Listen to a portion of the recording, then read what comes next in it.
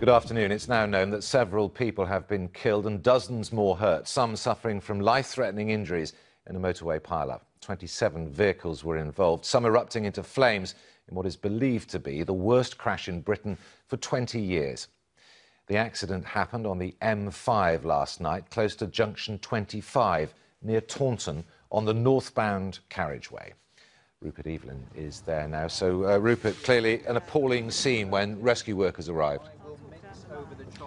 Steve, yeah, absolutely. The most dire scene, the most appalling scene. An eyewitness I spoke to last night, who was just 5 cars back from where it happened, said that not only did he see the most enormous fireball, but there were screams from people as they ran to get away. The fire brigade, we understand some members were literally trying to bump cars out of the way to try and save people. Burning cars, burning lorries. It was clearly one of the most appalling accidents anybody has seen here. A police officer I spoke to on the cordon says he's worked this patch for 22 years. He's never, ever seen anything quite like this.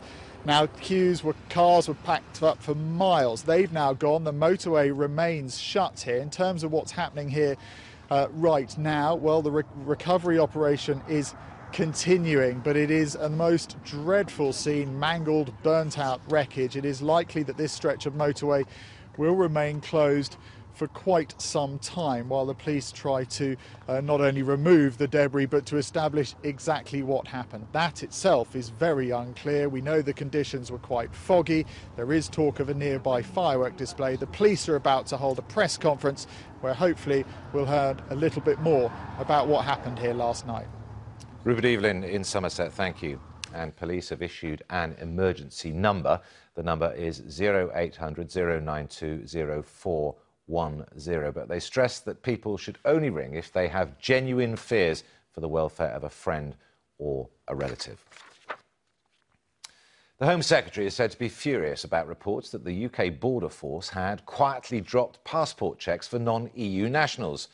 Brodie Clark, the head of the Border Force, has been suspended while an investigation takes place. Prime Minister George Papandreou, who narrowly won last night's vote of confidence in the Greek Parliament, says he'll begin talks soon on forming a new coalition government.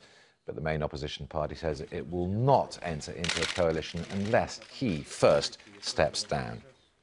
And that is it. I'll be back with all the day's news and sport at 20 to 6. Until then, bye-bye.